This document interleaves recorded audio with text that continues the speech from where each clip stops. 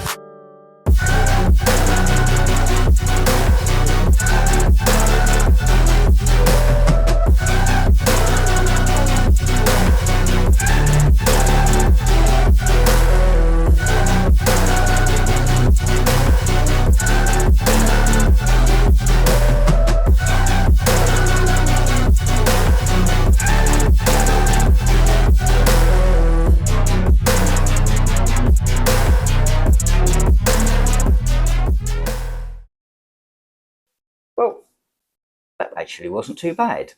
But has it helped? Has the repaste actually achieved anything? Thankfully, yes. So on a 30-minute heaven run before, we were looking at a GPU temperature of 80 degrees Celsius. After the repaste, that's now come down to 71 degrees, so a 9-degree drop there. Also, the hotspot temperature, which had hit triple digits at 100 degrees, that also came down 9 degrees to 91°C. Still not perfect, but it'll do. I also had a look at the memory. So before the repaste, we were running at 70 degrees Celsius. That came down 8 degrees to 62 degrees Celsius. And the memory hotspot was running at 95. And that also came down 9 degree to 86. So, I mean, overall, 8 to 9 degree drop from a simple strip down, tear down, clean, and a repaste. I can't ask for much more on that. I don't think all of these temperature issues is just the card. I also do believe it's the case, only because there's not a fantastic level of cooling in the case, but it's fine. The card itself, the cooler design, very simple.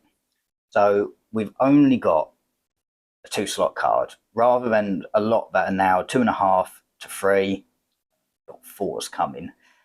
So that does mean that the cooler it's not very big, and also the PCB ends right there, and a lot of cards now extend right past to have a blow through function. We haven't got that. We've only got twin fan, so it is going to be very limited. The other limiting factor, we've only got 3 heat pipes. I haven't seen that since I took the GTX 1070 apart. So it is definitely built down to a price, and it's one reason you'll find these cheaper than a lot of other cards. But it's not all bad. So with regards to the quality of the card, the quality of the build, so yeah, top bit plastic, but it's sturdy, it doesn't move. We've got no sag in the cards as it's not massively heavy, so that's not a problem. But one of the bits that really did surprise me was the backplate. I was expecting this to be plastic, but it's not. It's actually metal. Doesn't actually do anything. There's no thermal pads connecting the PCB to the backplate, so a missed opportunity there. Something I might look at down the line is it worth even doing that to try and get some heat dissipation through the backplate? But to be honest, I don't think it'll make much of a difference. There is actually LEDs in this, so we've got red LED to write up the Radeon sign, and the design is pretty good. Apart from the Omen logo, there's no other HP branding on this, so you actually wouldn't know that it is a HP. At £200, is it the bargain I thought it was? Yeah, to be honest, yes. If you look at an aftermarket card, even used on eBay, you're going to be paying £30 to £50 more to get the extra cooling. And then you run into the promise of, is it going to fit? If you can fit the larger card, and you do have the extra £30 to £50, I would go for it, only because the cooler you can keep these cards, the better it is. But for what I needed to fit into a sleeper build where there wasn't a lot of space, this is perfect. It just does mean I'm going to be doing regular teardowns to clean it out, repaste, keep on top of everything. I didn't need to replace the memory thermal pads or the VRM thermal pads. They were actually in really good condition. They hadn't dried out at all, so I was not going to mess around with them. I did actually buy replacements, but I'll save them for when they do start to dry out and come apart. Would I recommend this card to, say, Chris? Yeah, I would. We're both value conscious at the moment. We both don't have a lot of money, so we're always after a bargain. So I would have no problem recommending this kind of thing to anybody. But all I would say is that when you do get one, repaste it, just to keep on top of those temperatures. So that's it for now. I'm going to get this back into the sleeper build so it can actually get back to where it's going to live for a while. And yeah, please give us a like and subscribe for more content, and I hope to see you soon.